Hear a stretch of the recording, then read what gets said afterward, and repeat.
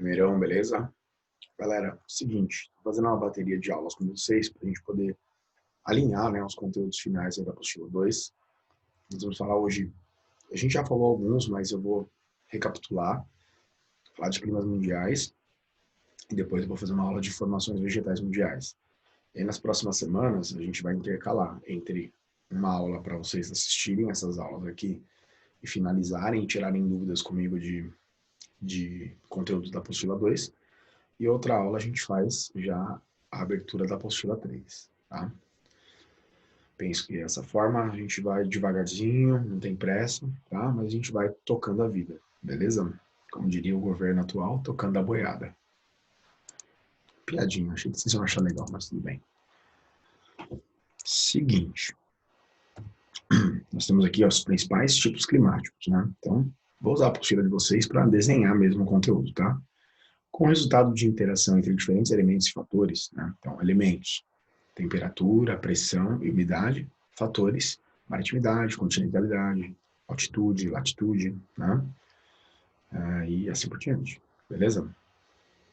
Os principais tipos climáticos da Terra são o polar, os temperados e os tropicais.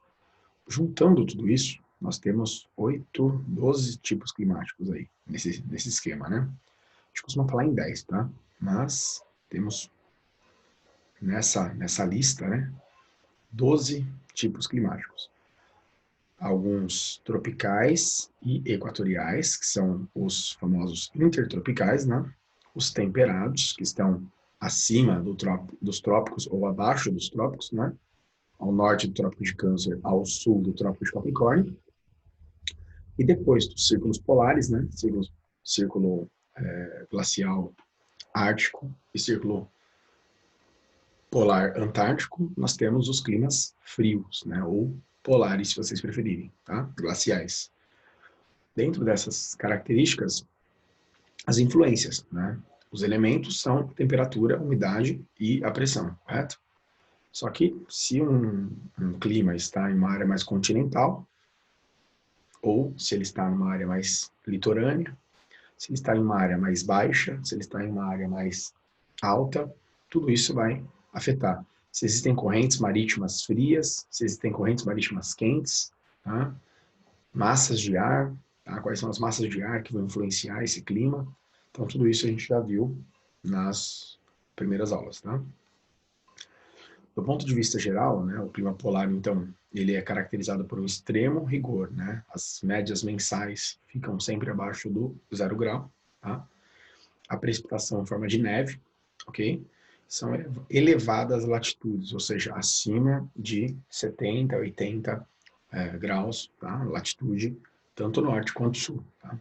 Ainda que por conta do aquecimento global, temperatura nos meses de verão, né, no caso dessas regiões, tem se elevado, tá? Tem havido derretimento de calotas, de geleira, perda de gelo, né?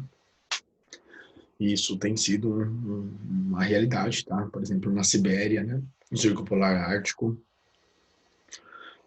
temos chego a temperaturas elevadas, né? A gente viu esse verão agora, foi um dos verões mais quentes do hemisfério norte. E mesmo em áreas que deveriam ser polares, a temperatura no verão bateu mais de 30 graus, quer dizer, uma coisa totalmente fora do normal, principalmente para nós, né? Que a gente sempre acredita que lá é bem frozen, né? Bem frio, mas a temperatura tem que ser elevada. Não sabemos se as causas são diretamente ligadas às ações humanas, né? Queima de combustíveis fósseis, ou se há uma mudança, né? Da temperatura da Terra, das características químicas da atmosfera e assim por diante, tá? Gente, o subpolar é aquilo que está abaixo do polar, tá? Então, sub está abaixo, tá? Então, você tem temperaturas frias, né? Entretanto, comparadas com o polar de fato, né? Um pouco mais agradáveis, né? Vamos dizer assim, um pouco mais amenas, tá? Os verões são curtos e frios, né? A gente tinha falado isso, tá? Chegando entre 5 e 7 graus, dura um mês mais ou menos por ano do polar. Depois o resto do ano basicamente frio total, tá? E o solo, ele fica basicamente congelado também o ano todo, né? O famoso permafrost, né? Que é o solo congelado, tá? E nos meses de verão surge ali uma tundra, né? Uma graminha, um matinho, que a gente vai falar na aula de formações vegetais, tá? Só já adiantando. O semipolar corresponde à faixa de transição entre o polar e o temperado, tá? É um clima caracterizado por temperaturas baixas, né, o ano todo, com precipitação normalmente em forma de neve, né, porque abaixo de 0 graus, precipitação é em forma de neve. No verão, temperatura na média aí na casa dos 10 graus, tá? Então, verões frios, né? Para o nosso padrão aqui tropical, né? Bem frio. Climas temperados, pessoal, são climas que as 4 estações são bem definidas, né? Típicos aí da Europa, né? América do Norte, Europa e Japão, tá? O Japão tem um clima temperado oceânico, né? Predominantemente. Apesar do norte do Japão receber uma massa fria da Sibéria, o sul recebe uma massa quente das Filipinas. E pela linha latitudinal, o Japão é temperado oceânico por ser uma ilha, né? Por ser, na verdade, formado por várias ilhas e 4 ilhas maiores, né? Então, esse clima ele é interessante. Então, as latitudes médias aí são superiores a 30 graus, corresponde às zonas temperadas, são divididos em 4 subtipos, né? Temperado, temperado continental, temperado frio, que é aquele mais continental, mais ao norte, né? E o temperado mediterrâneo, que é aquele mais ao sul, no caso do sul da Europa ali, né, que faz limite com o mar Mediterrâneo, tá? Então, o que varia, né, se o temperado está em uma posição mais ao norte, né, ele é mais frio, né, mais continental, com temperaturas mais elevadas, tanto para o calor quanto para o frio, e amplitudes térmicas maiores, né? A diferença entre a temperatura mais quente e a temperatura mais fria é grande, tá? O temperado oceânico, ele tem uma influência do mar, né, do oceano, que torna a temperatura mais agradável, né? Se recebe uma massa de ar quente, uma temperatura mais quente, mais úmida, tá? Com verões e invernos menos rigorosos, beleza? E o temperado normal é aquele temperado que fica bem no limite ali dos 30 graus. Temperado mediterrâneo já tem uma temperatura também mais elevada, por conta de estar mais ao sul, tem uma latitude menor, né? Tem uma influência também das massas de ar secas vindas do Saara, no caso do sul da Europa. Essas massas de ar do Saara que chegam ao sul da Europa nos meses de junho, julho, nos meses de verão, no caso, tornam essa região muito quente, muito seca. Tá? Não chove durante esses períodos, chove muito pouco, principalmente no sul da Europa. Tá? Muito bom. Então nós temos aí, ó, nesses ambientes as amplitudes térmicas são menores, no caso das temperadas litorâneas, né, oceânicas, entre 7 e 13 graus, decorrentes das estações mais quentes ao longo do ano. A precipitação de neve é menor do que em outros climas temperados, né, então tudo que está perto do mar tem uma média de temperatura mais amena, né, mais calma, mais agradável. Precipitação em neve chegando a 1.200 milímetros por ano, que é um valor significativo, né? Interessante. No temperado continental, já falei, né, mais rígido, né, as temperaturas são mais extremas, tanto no verão quanto no frio, chove menos, tá? Porque uma vez que faz mais frio, né, gente, a atmosfera é mais estável. Mais frio, a atmosfera é mais estável, menos chuva, tá? Para que haja precipitação, precisa de umidade, né? Precisa de troca de energia para gerar evaporação, condensação e depois precipitação dentro daquela linha do ciclo da água, tá? Temperado frio é o temperado mais ao norte, né? Caracteriza-se com temperaturas médias anuais baixas, cerca de 20 graus no verão e abaixo de 0 no inverno.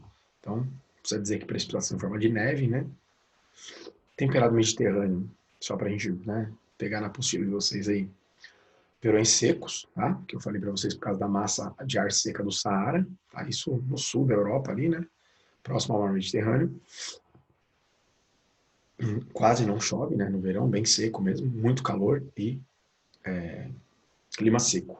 E no inverno, né? Que é dezembro, janeiro, aí tem temperaturas mais amenas e chove relativamente bem, tá? Interessante que esse clima seco, ele favorece a agricultura, né, mediterrânea, que é muito forte em vinhos, né? Então, videiras e oliveiras, né? Azeite, uvas, né? São muito cultivadas nesse tipo de clima, né? Esse clima seco, ele favorece uma boa qualidade agrícola, tanto para azeite quanto para uva. Não é à toa que Itália, França, Espanha, Portugal estão entre os maiores players mundiais aí de azeite e uva do mundo, tá? Muito bem. Ó, os invernos apresentam temperatura média de 10 graus, né? Não é tão frio, né? Comparado com o restante da Europa, beleza? E chuvas na média de 750 milímetros. Chove pouco, né? Chove pouco, comparado com o clima semiárido no Brasil, por exemplo, né? Gente, o clima desértico, né? É um clima caracterizado por um baixíssimo, uma baixíssima taxa de umidade, né? Então, abaixo de 200 milímetros de chuva por ano caracteriza deserto, tá? Acho que essa é uma regra, tá?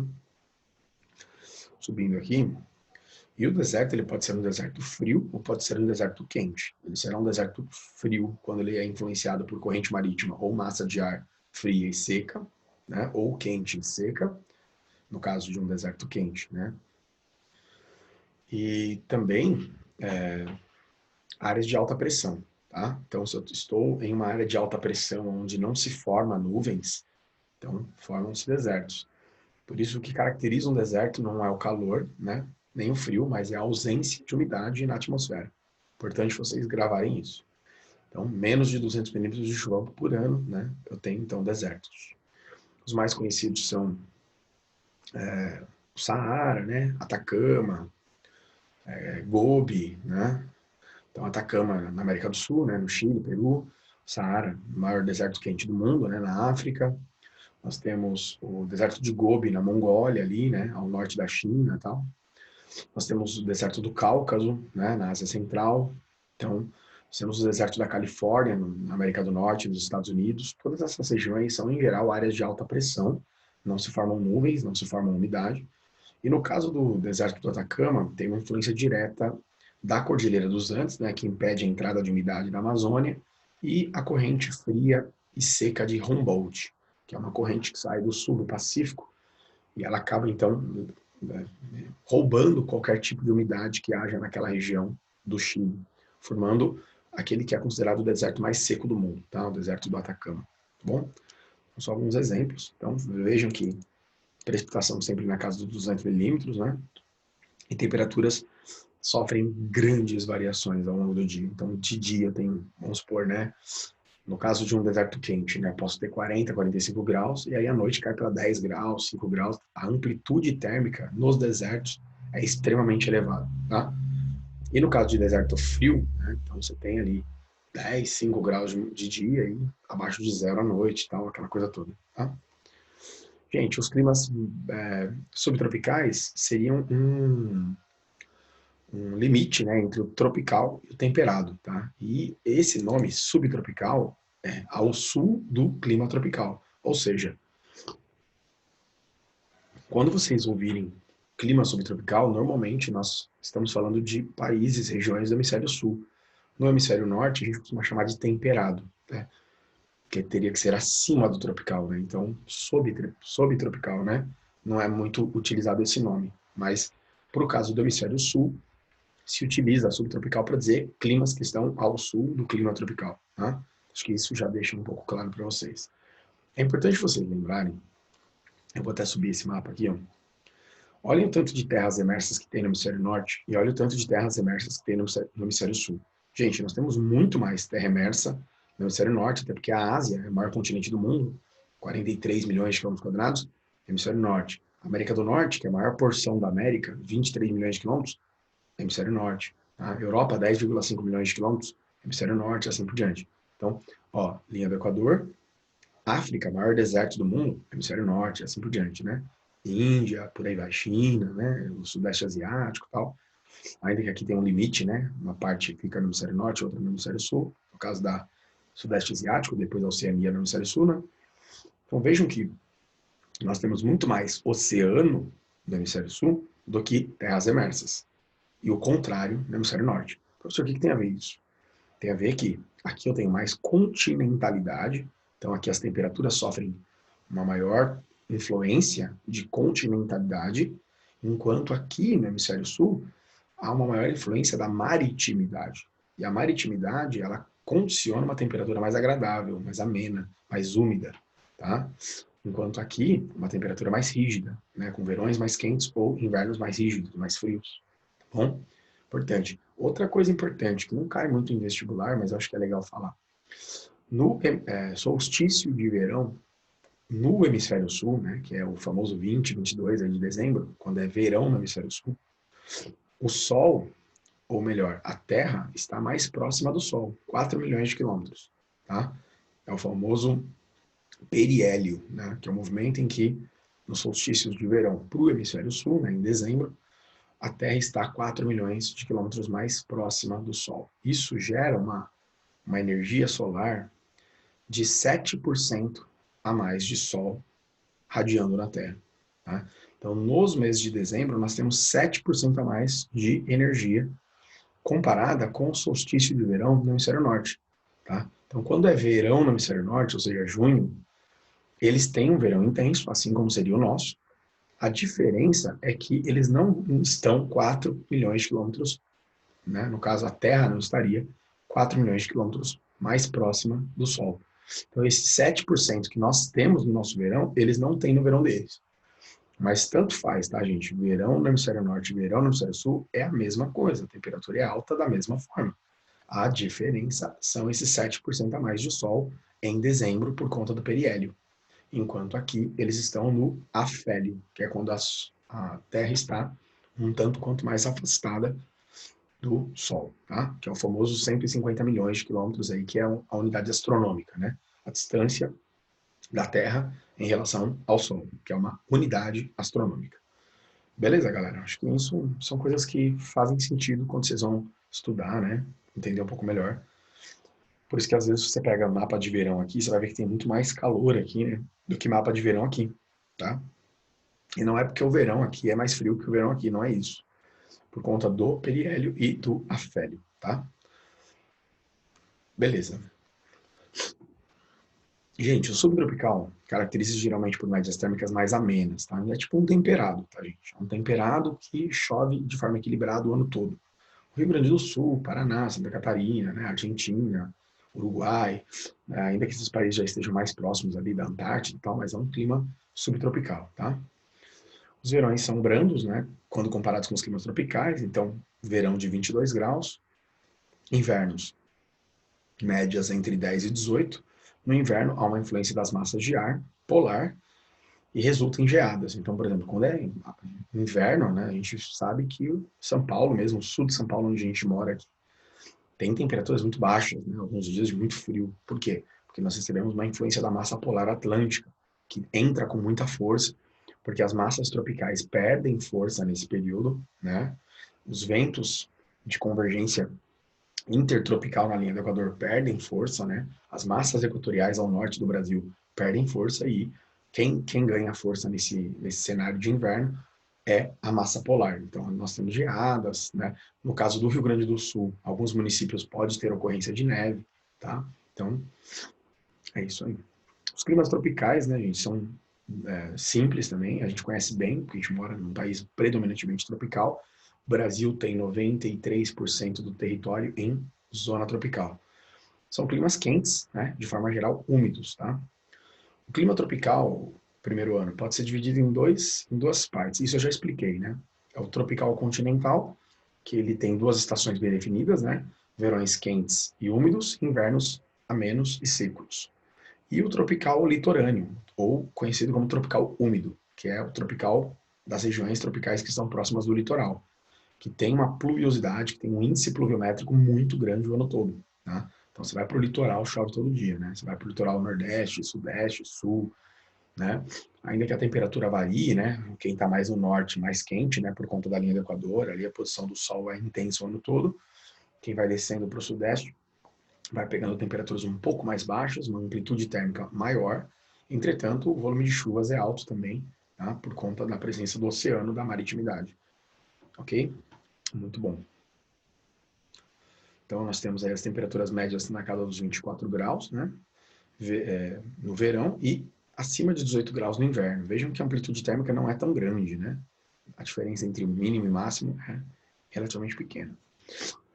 O clima tropical semiárido, né? Que é o clima tropical típico aí da região do interior do Nordeste, do sertão nordestino brasileiro, que é um clima nosso, né? Assim, é difícil você encontrar esse clima em outros lugares do mundo. Até encontra algo parecido, mas o bioma, por exemplo, né?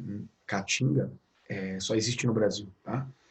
É caracterizado por temperaturas elevadas, então sempre superiores a 25, 26 graus. Os índices pluviométricos são baixos, né? Na casa dos 700 milímetros por ano. Isso resulta secas, né? E a população nordeste sofre, né? Por conta dessas secas. São 23 milhões de habitantes, que agora com a transposição do Rio São Francisco, esperamos que o governo faça essa água chegar nas torneiras lá das famílias mais pobres e tal, porque os fazendeiros mais ricos a gente sabe que vão ter dinheiro para comprar essa água. O problema é saber se as famílias vão ter condições de usar uma água limpa, tratada, de qualidade. E outra coisa que eu acho que é importante, né, é mitigar os problemas ambientais causados por essa transposição. Acho que é importante vocês estudarem isso. Transposição gera evaporação, né, gera assoreamento, gera salinização, gera contaminação, poluição hídrica dos municípios que cortam o rio, né, no caso São Francisco, não esgoto não tratado, né, vai acabar gerando uma contaminação e grandes partes desses municípios vão acabar recebendo uma água muito suja. Então, nós estamos lendo isso, precisa haver um projeto mesmo de tratamento de esgoto e mitigação dos danos causados por essa transposição, tá? Que é o grande tabu que ninguém fala na mídia e tal. Só se fala quem fez e quem não fez, quem entregou e quem não entregou, mas não se fala dos problemas ambientais, né? Então, nós estamos aqui para alertar isso. E o famoso clima equatorial, que é todas as regiões do mundo cortadas pela linha do Equador, tem esse clima que é o clima mais quente da Terra, né? Quente o ano todo, temperaturas acima de 25, 26 graus. Chove também o ano todo, né? Uma média pluviométrica extremamente alta, tá? No caso do tropical litorâneo, né? 2.500, 3.500 milímetros por ano. Tropical continental, 1.200 milímetros por ano. Tropical semiárido, 700 milímetros por ano. E o equatorial, na casa também dos 2.500, 3.500 milímetros por ano, tá? Brasil, né, norte, Amazônia, região norte da América do Sul, o centro da África, né, Congo ali e tal, sudeste da Ásia, Indonésia, aquela região ali. Então, você pegar o mapa aqui, gente, para vocês poderem gravar mesmo, né, tudo que está cortado pela linha do Equador, climas equatoriais, formando florestas densas, né, florestas extremamente desenvolvidas por conta da elevada radiação solar e da grande umidade que propicia, então, uma biodiversidade muito grande. Quanto mais quente e úmido for uma região, mais biodiversidade ela vai ter, tanto fauna quanto flora. Tá? Importante isso. E aqui, já fechar essa página com vocês para a gente encerrar essa aula, explique como os fenômenos atmosféricos interferem na vida dos seres humanos. Gente, nós dependemos direta e indiretamente da radiação solar, da umidade, né? A radiação solar vai permitir que a gente faça agricultura, vai permitir que a gente faça uma série de atividades. A umidade vai permitir que haja chuva e que haja melhorias do solo, né? E assim por diante. Então, nós temos uma série de relações diretas e indiretas com a radiação solar, com a umidade, com os fenômenos atmosféricos. Uma chuva, né, fora de época, pode destruir uma lavoura, né? Uma escassez, uma seca, né, num período que era necessário chuva, vai pôr em risco toda uma lavoura. Nas grandes cidades, nas regiões metropolitanas, excesso de chuva pode gerar enchentes, inundações, né, deslizamentos, né? E assim por diante, né, gente? Nós precisamos a falta de cuidado, né, com o sol, né, na praia ou em qualquer lugar, você pode ter problemas de pele, né? E assim por aí vai. Isso que vocês devem colocar na mão. O planeta Terra caracteriza por uma variedade de climas. Há regiões mais úmidas e regiões mais quentes. Secas, mais secas em razão da influência de diversos fatores climáticos. Cite um local de concentração e outro de escassez de umidade. Em seguida, explique. Então, pega aí a Amazônia, por exemplo, né, o norte do Brasil. Quente e úmido. Né? Linha do Equador, a posição onde o Sol é mais perpendicular, com grande cobertura vegetal, gerando evapotranspiração, grandes quantidades volumosas de rios muito caudalosos, que gera evaporação, né, transpiração e evaporação, formando então um clima quente e úmido. Pegando, por exemplo, o deserto do Saara. O deserto do Saara é uma região que está sob uma área de alta pressão, né, uma área de ventos que perdem umidade para as áreas acima ou abaixo da sua região. Então, portanto, você tem um clima quente, porque o sol é intenso naquela região, e não tem umidade, porque é uma área de alta pressão, que perde umidade para as áreas ao redor. Tá? Isso cria, então, um clima inóspito, né? Clima muito quente e sem nenhum tipo de umidade, pouquíssima umidade, abaixo de 200 milímetros por ano. Tá? Acho que são duas explicações, poderia pegar outro exemplo, tá? Mas fica nessa daí. E eu termino por aqui, gente. Espero que vocês tenham entendido. Na aula que vem eu vou entrar em informações vegetais e encerrar a apostila com vocês. Espero que vocês tenham curtido. Qualquer dúvida me procurem. Até a próxima aula.